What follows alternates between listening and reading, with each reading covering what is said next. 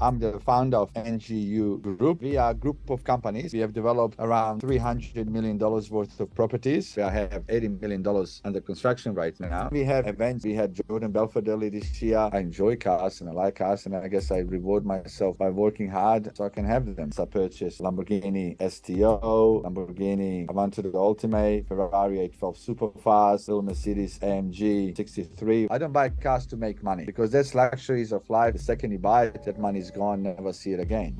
Hey, buddy. Hey, Emil, how are you? Never better yourself? Pretty good, pretty good. Are you in Brisbane at the moment? In Gold Coast, Yeah. Brisbane? Brisbane. Nice, nice. Is it also 2:33 p.m. there? 1:30. 1:30, got it. Thank you so much for doing this. I'm a big fan and I'm very excited to get you on the pod. Very welcome, buddy. You in Sydney? Yes, yes, I am. How I first came about you was I think I was on Instagram. I saw the event you did with the Wolf of Wall Street. That's how I started seeing your ads with One Life Club. Then I had Simon Beard on the podcast, and then I know you're doing things with him. And then I'm friends with Fonzie, and I saw the collaboration you did with Fonzie. So you've just been consistently popping up on my feed over the last year. Well, there you go. There you um, go. Emil, please tell me and the audience a bit about sort of the things that you're currently focusing on. Right now, I'm the founder of NGU Group. NGU stands for Never Give Up, and we are a group of companies. So we have a law firm, we have a media company, we have property development company. We have developed around $300 million worth of properties over 20 odd years, and now that's increasing heavily. We also have 10 real estate offices, sold $2 billion worth of real estate last 12 months. And then we obviously, I'm the founder of One Life Club. That's the company that I own with Simon Beard and Chandray as well. So all up, have 350 plus staff. So keep myself busy. But more than anything, after being in business for since I was 18 years old and I'm 44 now, I can tell you that I'm just having fun and I'm loving life. I don't see anything as business. I don't see anything as work. I just see it as things that I love doing, that I enjoy, and I keep having fun while I'm doing it. So, Interesting, Emil. Given that you have so many different companies and they're all different aspects of life, are there parts that do seem like a chore to you, whether it's accounting or legal, or is everything fun? And is it a perspective thing? no, right. Look, to be honest, when you are growing your business, specifically early stages of your business, you're doing everything that you love and that you don't like. Because when you're starting your business career, whatever business you're getting yourself involved, and when it's specifically if you're not funded, if you don't have much money, then you are doing everything. You're a receptionist, you're a salesman, you're a bookkeeper, you're everything that you can be. And that's when you're really grinding and starting to establish your business. So you're doing things even if you don't enjoy them, so you can just build a business and you can survive, I guess. But right now, I'm in position where I employ full-time accountants, I employ lawyers, we employ. Right now, my strength is employing people that are better and more capable than I am in their own fields. So all I do right now is I hunt for good talent, for people that will be loyal, people that are willing to learn, that want to enjoy work and life in general, and I just keep employing them. So there's nothing really in the business that I don't enjoy right now, because we are in position right now where we can afford capable people to do things in their own field. Are there any key traits you look for when it comes to loyalty and when it comes to finding people that, you can reduce your turnover rate? Well, look, one of the questions that I have for anybody that I'm trying to employ, any new employee or any new potential employee, we have HR department that interviews people here. But if it gets to me, I always have one question, and that is, how many jobs you had in the last 5 years? If they tell me I had 10 jobs, and which is interesting, a lot of young generation, a lot of people that are 22, 23, they get excited when they're telling me I had 10 jobs in 5 years. I'm telling them, hey guys, I need you to freaking lie on your next interview. which is terrible thing to say because you don't want to lie, right? You want to be an honest person. But, when somebody tells you they had 10 jobs in 5 years, first thing that comes to my mind is, you're not loyal. So it doesn't matter, how good they are at something. If they're not loyal, then I'm not prepared to invest my time, energy, and money into developing them to even become better. So I look for people that had long-term employment elsewhere. So that tells me that these guys are loyal. And then second thing is I don't look for just experts in any fields. I always look for people that have unbelievable attitude and hunger to become expert in whatever they are doing. You can be the most talented person. And I've seen so many talented ladies and guys. They're so talented, but they're lazy. And if you're lazy, talent can't help you.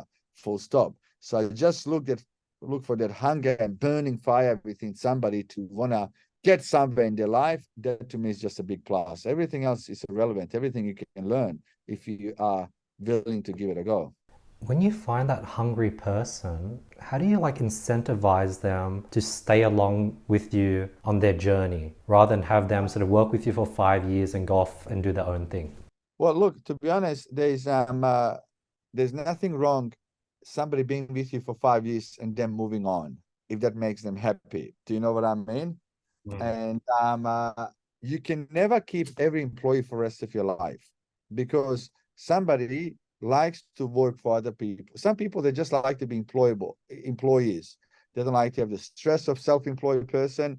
And if that makes them happy, great. But sometimes that makes them happy today, but in 5 years they can say, you know what, I want to start my own business. And I always, if I find extremely talented people, I always will want them to be part of my business and treat it like their own. So I might end up giving them shares in the business so they can stay long term and so on. But if they really want to go, you just have to, wish them good luck and move on. One thing that I always say to amazing people that have been with me for a very long time, I make it very clear to them when they start working for me. I will invest my time, my energy, resources, developing you in the best fucking individual you can be in that field. Only thing that I ask of you, if you decide to leave in 3 years, 5 years, 10 years, make sure you train somebody else to do what you are doing before you leave. That's all I ask. And these days, interview goes two ways. If somebody comes to me, it's not just me interviewing them. I always tell them it's very important that my business is good for you. It's not just what can I get out of you, what can you get out of me as well? It's both sides street that everybody has to be happy, not just one person. Otherwise, if you don't have that mutual respect and understanding and both parties to understand vision where business is heading, one person won't be happy. But if everybody's aligned, then you can have a long-term employees. And I have people I've been working with for 20 years. And as long as you keep growing together all the time. With NGU, you've sort of hit so many different markets. What's your thoughts on having that focused approach and just doing one thing in one industry versus being diverse and doing a bunch of different things? Because when you hear Elon Musk, you hear Bill Gates, Jeff, they always talk about focus, focus, focus. What's your thoughts on that? What about Warren Buffett? Yeah, he's in every industry. Correct. There's no such a thing as a right or wrong, right? All depends how you want to build your business career, full stop. One thing for sure, anybody that is starting any business, my advice to them is, yes, 100% focus on that business. Don't do anything else till your business is established enough to be running without you in it. So a lot of people, they start something, it's just starting to get traction, and they start doing 10 other things. But even one core thing they have is not at its peak, is not running smoothly, it's not running without them. So with me, it's very simple. Yes, I am doing 10 different things, but every individual business that I have is running on its own. I don't have to be there. I can fucking be dead as of the second. It's irrelevant, you know what I mean? So that's very crucial. one thing that I always say to anybody: become expert in that field, establish a business that can be there without you in it, and then you can diversify and minimizing your risk and go to different industries. But then some people like to become expert in one field and they dominate it and they enjoy it and they don't wanna Warren Buffett, he's an investor. His focus is what return is he gonna get for his shareholders and himself. And he's focused on investing in companies where the leaders of those businesses are extremely good talents and they understand the business on his behalf. But people like, Elon Musk or Bill Gates, they primary focus is obviously Microsoft for Bill Gates and for Elon Musk, Tesla, I guess, is his biggest focus on at the moment. But also at the same time, I can guarantee you that even them, they probably have their money invested in 100 other businesses. You just don't know that. You know what I mean? He might just have $100 million to one of them is like, $100 to most people. And they probably do invest in other businesses, but that's not the primary focus of marketing. Elon Musk, think of him, you think of Tesla. Bill Gates, you think of him, you think of Microsoft. Do you know what I mean? Mark Zuckerberg, you think of him, you think of Facebook and Instagram. But I'm pretty sure I know so many Australian business people. They might be known for one business that they have created, but all of us, we have interest into many different fields. And then bigger your business goes, more opportunities do come your way. More people need advice. More people need money, need investors, and opportunities just keep opening. And with me, I just invested money yesterday in one completely new business. And am I expert in that field? No. I love the person that's behind it. I love the guy. He's hungry, he's motivated, he's passionate. And then obviously I got my lawyer and my accountant to go through the business to make sure everything is as clean as it can be, and let's have some fun. But I'm a born entrepreneur. I love creating things. Doesn't matter what it is. How old were you when you came to Australia, Emil? 16 years old, came here as a refugee. Wow, and were you already buying and selling things back at your home country, or did your entrepreneurship really start when you came to Australia?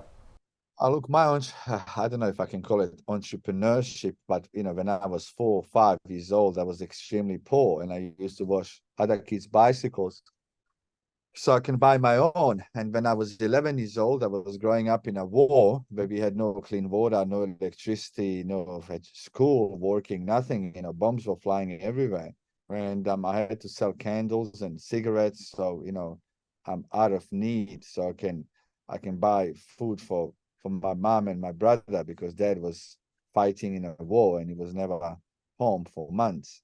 And so it wasn't really how can I be an entrepreneur. It was how can I survive? How can I buy one piece of bread so my mom and my brother and myself can eat today? What's your philosophy when it comes to raising children and sort of, everyone wants their children to be similar to them, but it's hard to give your children similar sets of hardships or adversities? Look, I don't have kids, so I can't give anybody advice how it is to raise kids, right? But I can say this. I think any parent needs to just teach his kids to be good humans, respect others, love more, learn the value of one life, that everybody's, whoever was born is going to die as well one day. You never know when that's going to happen. And it's, why would you get your kids to suffer? You want them to value hard work. You want them to value, what it is to make a dollar. I understand all that, but, you don't have to get them to suffer like like parents. Well, I think one of the biggest mistakes, not mistakes, that a lot of parents make is, if they have a kid and if the kid wants to start their own business at age 18, and a lot of parents would say, don't do that, go to school, get education. And a lot of young entrepreneurs, they get upset by the advice they're getting from their parents because they feel like their parents are not supporting them. One thing I say, hey, your mom and dad, they can only teach you what they know. I can't teach you how to build helicopters because I have no clue. You know what I mean? And so most parents can only give advice to their kids and always give advice because they mean well, but they can only tell you what they know. And that's why, most parents tell their children, go and get a good education, get a good job, get a safe job, and because they don't know any better. So for any of those new entrepreneurs, don't be upset with your mom and dad. Take the advice on board and you still do whatever the fuck you want to do. I've always balanced between not wanting to have children and just going all in on my one life I have. The moment you have kids, you have to sort of give up a bit of yourself. And then on the other side is I want to have a ton of kids. I'm always sort of balancing and figuring out what I really want. What's your thoughts on having children? My answer is you do whatever makes you happy.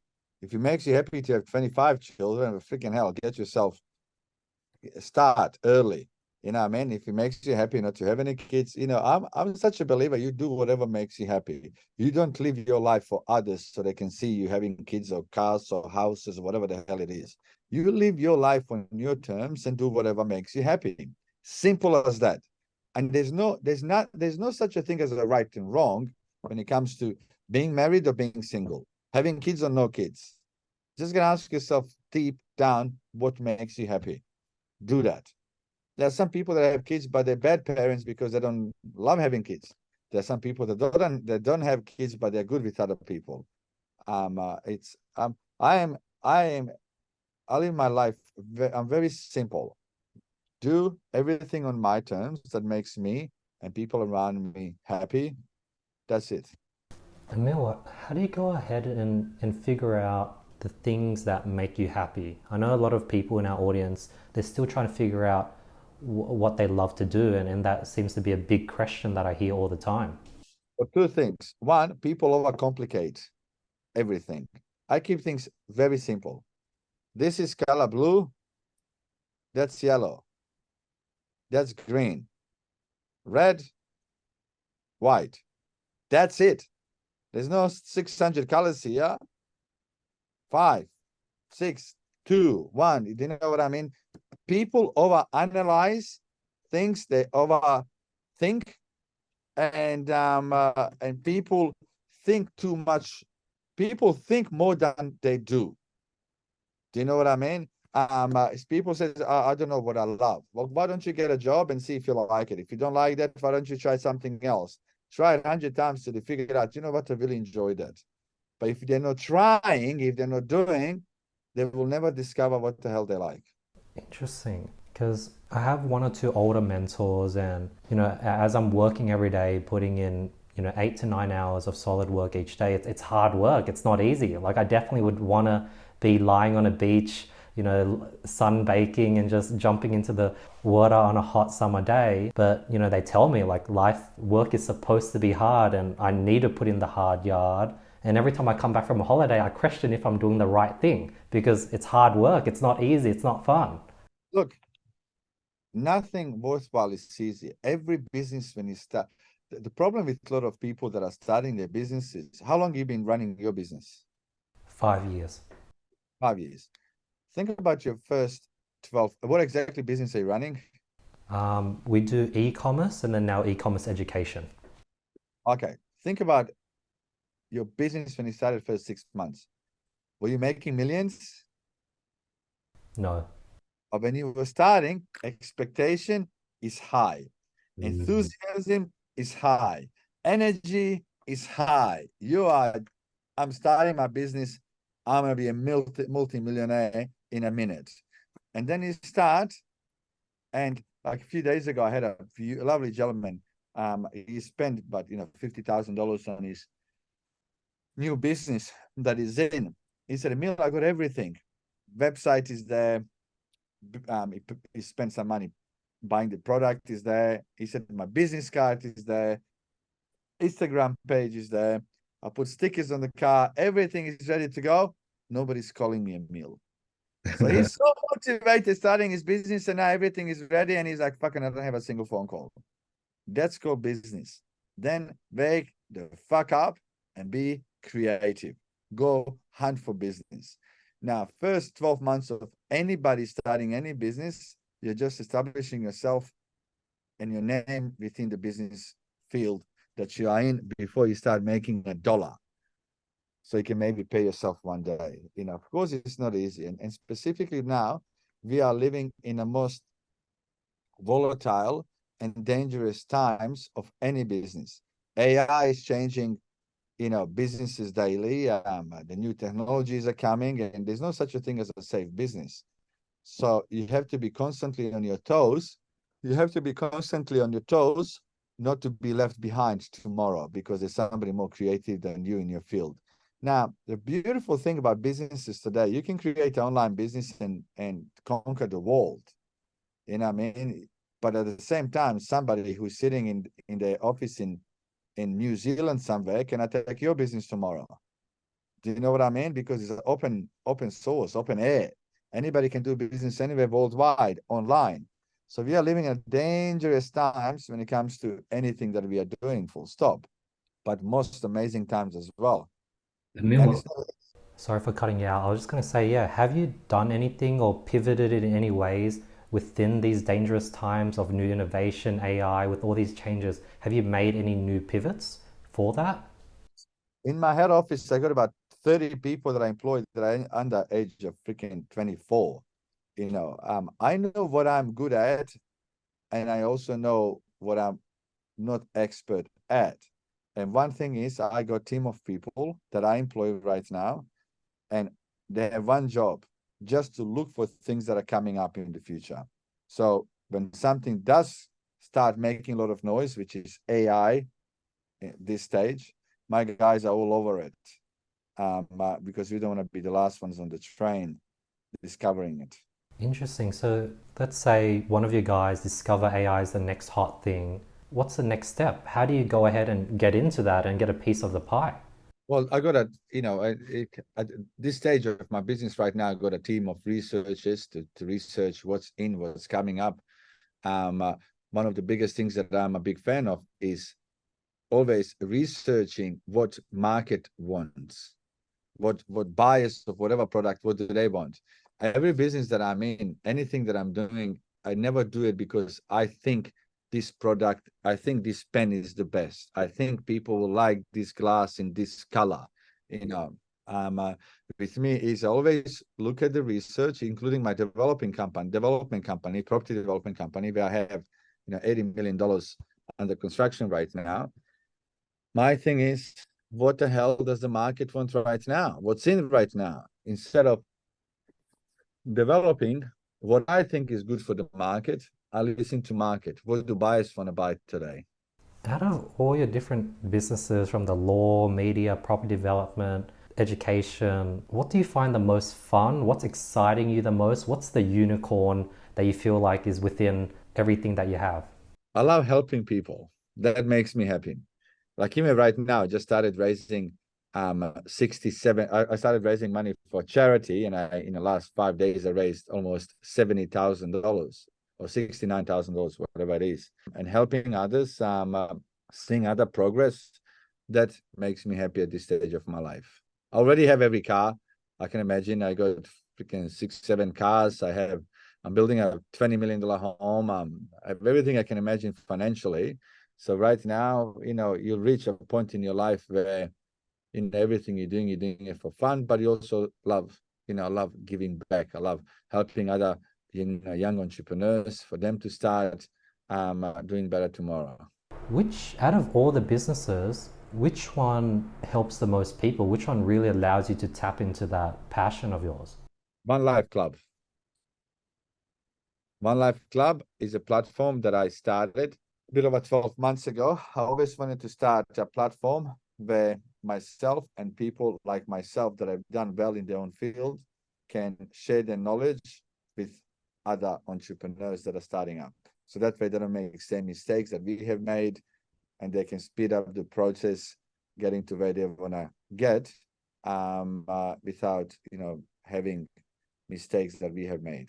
When you sort of did the research for One Life Club, what is it that the audience want? What do your customers want when it comes to education, events? What everyone wants, what I won't say everyone, what most people want to get rich tomorrow. Most people want to be successful overnight. You know, most people don't want to risk. Most people don't want to work hard till they pass out every day. What we are doing, we are simply sharing our knowledge with everyone, knowledge that we have gained over years, and we are telling everyone there's a good news and there's a bad news. The bad news is it's going to take you 10, 20, 30 years to become expert and successful in that business. So that's the bad news. The good news is we can help you get there. We can give you advice, how, not advice, we can really share knowledge, how you can maybe speed up the process, but there's no such a thing as over time. Somebody asked me the other day, I had a property investment event, and somebody asked me a question. They asked me, what's the minimum amount of money they need to save so they can start investing in property? I said, probably about $100,000. And then you can use that $100,000 to borrow maybe $500,000 from the bank. The next question somebody asked me, how do I get that $100,000? And my answer was, whatever you're doing now, get another 3 jobs on top of it so you can save it and then you start investing. Because nobody's going to give it to you for free. But everybody's looking for some, and everybody wants to tell me, hey guys, put $1,000 here and it's worth $2 million tomorrow. I don't know how to do that. Nor does my business partner, Simon, or Sean, or any business person that I know. Every business person will tell you the same thing. You got to work hard. You got to work till you pass the fuck out every day for 5, 10, 20 years to get somewhere. That's the reality of business. There's a lot of companies that are similar to One Life Club, or people that are making noise. Hey, if you buy this course for $25,000, I'm going to teach you how you're going to be a millionaire tomorrow. Horse shit. We don't know how to do that because it doesn't fucking exist. Given that when you do your research, the research says customers want to get rich tomorrow, and obviously we know that's not true, how do you attract these customers if you're offering them the reality, which is it's going to take 10 years? Well, nobody wants to hear the truth. Nobody wants to. I mean, how many people are you talking to? If yourself, I think part of your business is you got an education business. You're teaching people how to do well in e-commerce, correct? Correct. If you line up 100 clients and if you tell them, guys, good news is I can teach you how to be successful in this, but the bad news is, it's going to take you 10 years. Is everybody happy to sign up today knowing it's going to take you 10 years? You lose half of the people straight away because they'd rather go to the guy that tells them, I'm going to show you how to do it tomorrow and you're going to be rich the next day. Now, I can tell you anything. I can tell you whatever the fuck you want to hear. But is that possible? That's a different story. You know what I mean? And with us is, we're not here to be some kind of dodgy scammers and tell you, you know what, this is how you become a millionaire overnight. Or you tell them, this is how you're not going to become a millionaire overnight, because nobody does. Tell me about the platform that you built with One Life Club. What is the platform? So One Life Club is a mentoring and networking platform. So people can go to One Life Club website or the app that we have created. We have over 100 interviews with successful business people, interviews very similar to what you're doing with me right now. So people can get motivated, they can get inspired, they can maybe wake that burning fire within them because they heard somebody else's amazing story, so they can wake up tomorrow and start doing something. One part. 2, we have also created a community of like-minded people. So all of those people, all of the members of One Life Club, they can also network with each other. They can communicate with each other. And then they also meet each other in person as well. And the third part of our platform is we got classes. So I can inspire you by my story, but then I can also teach you how to do what I do. And that's why we have those classes, so people can really learn how to be expert in specific field. And people that we have hosting those classes are experienced business people in that field, full stop. And then we have, events, we had Jordan Belfort early this year. End of April, I think, we had entrepreneur summits across Australia. We had like 15, plus events across Australia where we get amazing people to speak at those events, sharing their knowledge, how somebody can become expert in their own field. And then on top of that, people are networking with each other as well. And there's nothing better than being in a room with like-minded people. Imagine if you're in a room with 1,000 people that want to do well in their lives, like you. That's amazing. So that's what One Life Club is all about. Basically, platform that simply wants to help people to take their career and business and mindset to another level. Within the education space, when we sort of look at a customer-centric sort of perspective, like how do we make it easier for students to get results? Because if you sell 100 books, only 2 people are going to read the book, even though 100 people paid for it. Interesting question. Interesting you asked that. This is one thing that I always say on our events. Last event we had 1,000 people there. As soon as I walk on the stage, first thing I said to everyone, the bad news is most of you will walk out of this room tonight motivated, pumped, hungry. 3 days later, you're going to go back to the same fucking shithole where you've been 3 days ago. Nothing will change. You are hungry for a minute, then you're back to doing the same thing. Only way people can keep moving forward and take advice and knowledge that they gain from listening to somebody today is if they really sit and look at themselves in the mirror and ask themselves, what the fuck do they want to have out of this one life we have? And one thing that you will discover that most people can't have that conversation within themselves, which is very freaking hard. It's very hard for them to have that conversation with themselves, to really be honest with themselves and say, you know what, I want to be successful. Well, you want something, go and work hard, be creative, take risks. So that way you're backing up whatever you're thinking and whatever you're wishing to have or to do, you're backing it up by actions. Very hard to put those two together because we all want something, but when it comes to, okay, you know what, I want to climb Mount Everest. I really want to. But unless I start taking that first step, and first step is maybe train in Brisbane for 12 months, run every day for 20 kilometers, start becoming fit, then start running some mountains in Australia before I can potentially go to Mount Everest. And that would be my second step, actually flying there, so I can start climbing Mount Everest. For people, they just get excited about the idea, of how it is to be successful and how it is to run or do some kind of business. But when it comes to reality of working hard and making it happen, easy to give up. The 2% of action takers, do you think it's DNA, they're just born with that drive to take action? Or do you think the everyday person can build that muscle of working, taking action? Or is it just you're born with it? I think truly most people, you either fucking have it or you don't. You either have that burning fire to conquer the world or you don't. Anything in between, it's 1 in a million that can wake the fuck up and do well. That's my honest opinion. You either just have that burning fire within you or you don't. Have you always been born with high energy, high motivation, where every day you wake up? I was born.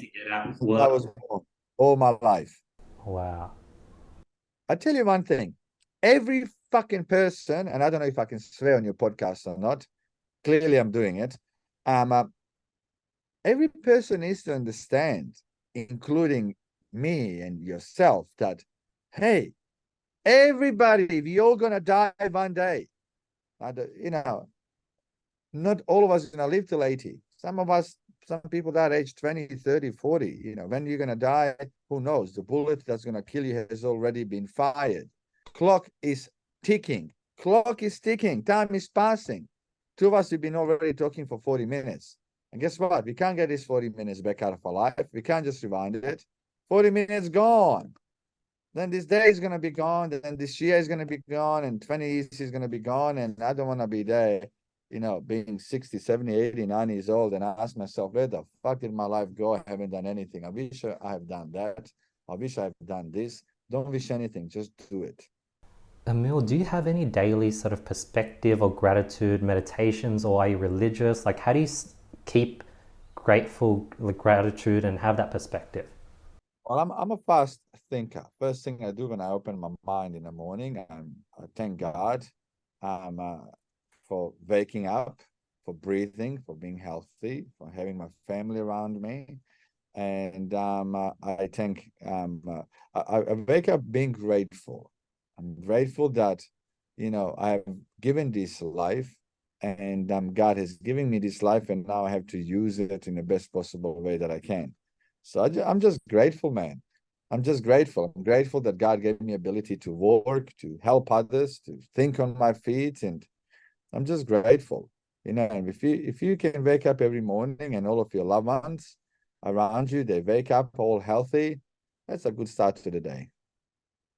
I'm currently going through sort of an issue where like I would have productive days like this where I have back-to-back meetings and podcasts, and tomorrow Thursday I would usually wake up a bit more tired, less motivated, push myself out of bed, and the moment if I accidentally pick up my phone and go on TikTok, the day might be gone, and I just don't have, like, I go through ups and downs, days with productivity, then the next day I'm tired, and I don't have that burning. You can ask yourself, so that's very true. So people have this like a graph, some days amazing, the next day they're lazy or tired or whatever.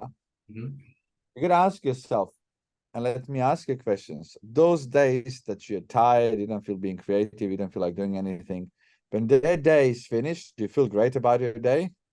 If I push through and work despite feeling that, I feel amazing. And if I procrastinate and don't, I hate myself for having a bad day. Well, then you gotta ask yourself, okay, sometimes I wake up, tired or whatever, but you gotta ask yourself, what the fuck? While in a good mood, you gotta ask yourself, what are you gonna do when you go down that path again? What are you gonna do not to waste it? Maybe an answer is go and freaking buy an ice bath and put it in your living room. So every time an energy is down, jump into water that is freezing. It will wake you the fuck up. You're gonna feel amazing afterwards, and you're gonna start your day better. So always look for, if there's 7 days in a week, and normally I'm tired, but Saturday and Sunday comes, what can I do to feel better instead of worse? So you always got to ask, everything is your fault. All the good things in your life is because you make those decisions. All the shit that you fuck up, you make those decisions too. Everything is up to us how we deal with our life. Everything is on us how we life is like a game of freaking poker.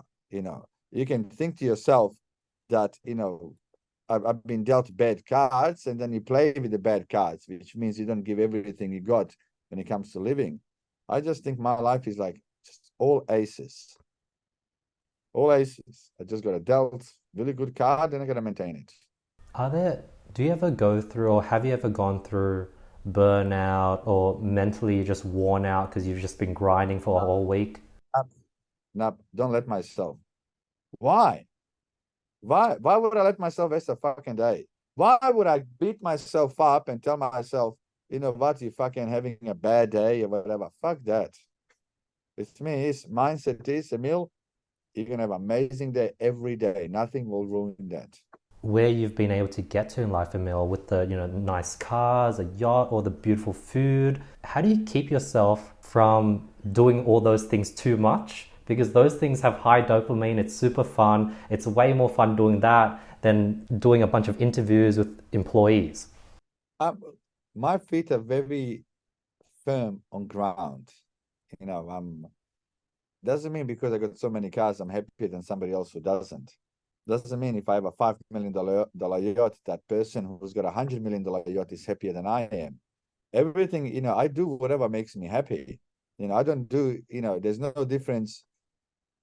I have more fun talking to my mom than driving $1 million car. Do you know what I mean? So I don't measure things in things that are expensive. They're more fun. It's quite opposite. More fun to me is spending time with my family, with my brother and my nephew and nieces, and that to me is fun. With entrepreneurs that are starting out, the first 1 all the way up to 10 years, it's gonna probably be a grind, as you said, where you're doing everything. You're doing I'm the things still that grinding after 25. I'm still grinding after 20 fucking 5 years. Still hustling. And have you gotten to a point, I think you did say that you're at a point where you just do fun things, and anything you hate, you've been able to outsource. What advice do you have for people that can't do that and they have to grind it out for the first 10 years and it does get tough? And it will get tough in the first 6 months, in the first year, in 2 years, in 3 years, in 5, and in 10 years. I mean, look, you can have the best restaurant in Australia. Next COVID wave hits, you got no business for 12 months or 2 years. It is what it is. The card that you got dealt with, you got to play with it.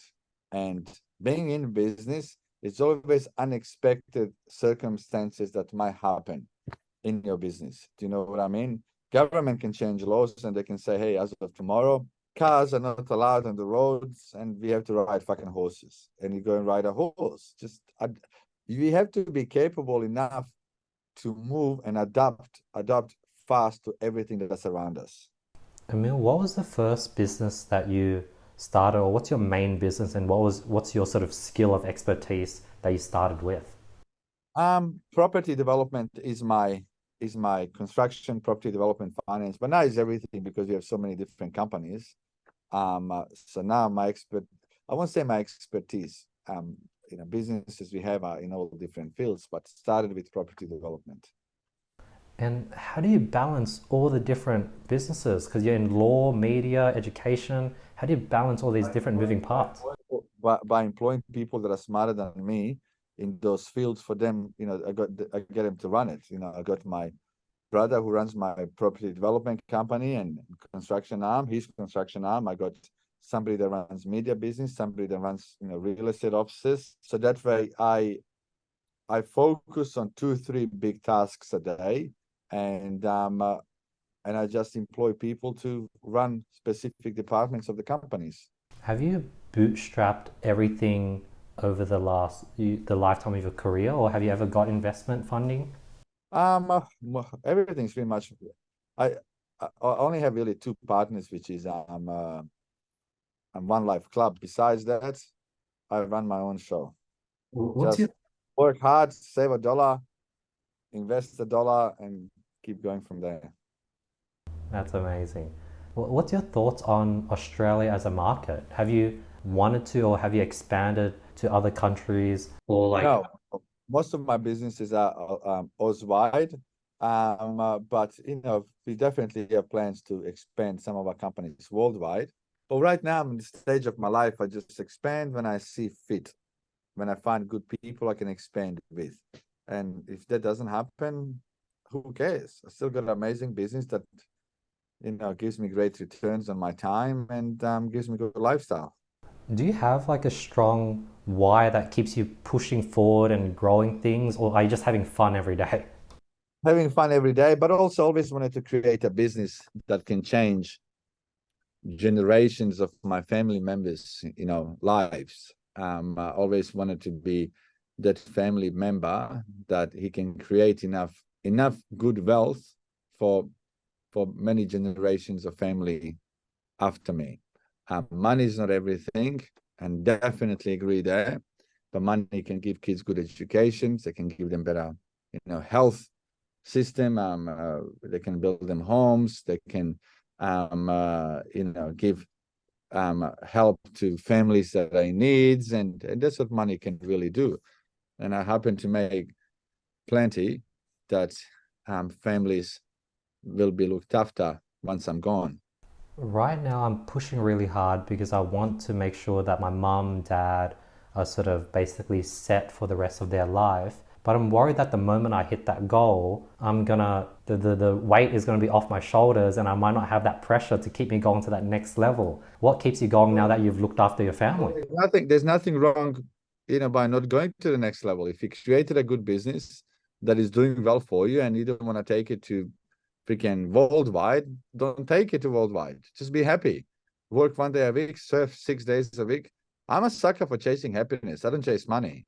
I don't chase expanding businesses. I just chase what makes me happy. At the moment, I'm enjoying business so much that I love creating businesses. I love working with amazing people. But if the day comes where I said, you know what, no more, just want to go fishing every day, you'll see me with a fishing rod. That is so refreshing to hear, Emil. Because, like, when I'm on social media, it's the complete opposite. It's like, hey, like, I'm so hungry, I want to become a billionaire. Everyone talking about but you're right. Like, if you want to fish, Don't do things for everyone. Do things for you. wow, that's a huge eye opener. What made you go down the path of building your personal brand over the last year to 2 years? That's sort of something that I've seen you put in a lot of effort, and you've been growing at a really fast pace. What was the catalyst for that, Emil? I wanted to give back. I wanted to share my life experience to others. Even when I post about, you know, all the new cars that I'm getting, I post about those cars because a lot of people dream about having Ferraris, Lamborghinis, and so on. And the reason why I post those cars to really showcase to people that it's possible. It's possible to have that. It's all possible. So, I like inspiring and motivating people, but also building your personal brand. It's important for you because, I can start any business tomorrow, and whatever I share with those people, that business will do well because, you build a certain amount of credibility with your presence as well. Emil, people at your level, when you guys are buying brand new cars, are you buying like limited edition cars where they hold its value, or do they depreciate the moment you drive it out the dealership? I buy whatever I like buying. I got cars that are making me money. I got, for example, one Lamborghini Aventador Ultime. There's only 250 of them in the world. So that car cost me, I think I paid about $1.3 million. It's probably worth over $2 million now because it's the last V12 naturally aspirated and so on. And after this, they're going to go hybrid. But then I have, Bentley GT where, new was 650 and it's probably worth 400 now after 3 years. And then, I just buy what I like. To me, cars, I don't buy cars to make money because that's luxuries of life. And, the second you buy it, in my mind, that money is gone, never see it again. So I don't see it as an investment. I have plenty other investments that make me money. Cars is just, stuff, I enjoy cars and I like cars, and I guess I reward myself by working hard, so I can have them. How many years in, or at what point did you get to a point where you started rewarding yourself and buying cool cars? And I guess what would your Instagram look like when you were in the grind? Look, I was always doing well, even in my 20s, even age 23, 24, 25. Always had good cars, but I was always working and doing better than most people because I was, I guess, working harder than most people.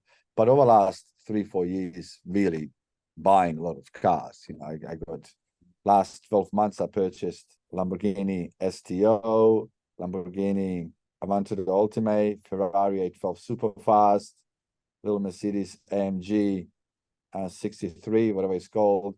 So last 12 months, I paid for 4 cars, and those 4 cars are freaking well over $3 million. And then I ordered another 4, so now I'm treating myself because I can, and I'm not affected when I do waste money on it. Do you drive all your cars? Yeah. I hate to say it, but I do have cars that I've neglected. I got a Bentley GT, haven't driven it for 4 months. Wow. And then you probably don't But then even. I drive it for 2 months in a row. Like now, I just bought a new Lamborghini STO, purple color. Tomorrow will be 3 weeks, and I've been driving it every day for 3 weeks. Drive nothing else. But then I'll drive something else for 4 months. I drive whatever I feel like driving. I sit in it, and I just drive it for a couple of weeks, get it out of my system, and then use the other one. And definitely don't recommend any cars as an investment.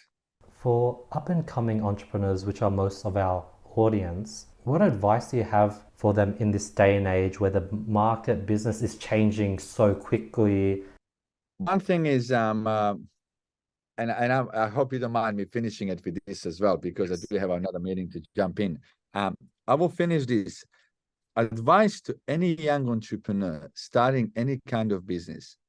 Make sure when you decide to start specific business, start that business because you are passionate about that business. Don't start that business because you want to make money. Of course, we all need money to live and so on. But if you just start any business just for the sake of the money, when shit hits the fan, when business gets tough, if you're not passionate about that business, you will walk away from it. Which mean, and let me tell you, whatever business you start, it will fucking get tough. It will get hard. Business will beat you up and will bring you on your fucking knees. So that's the time that you have to hang in there and keep digging deep and survive and then thrive. Only way that can happen if you're passionate about the industry you're getting in. That's my advice. And it's been a pleasure, buddy.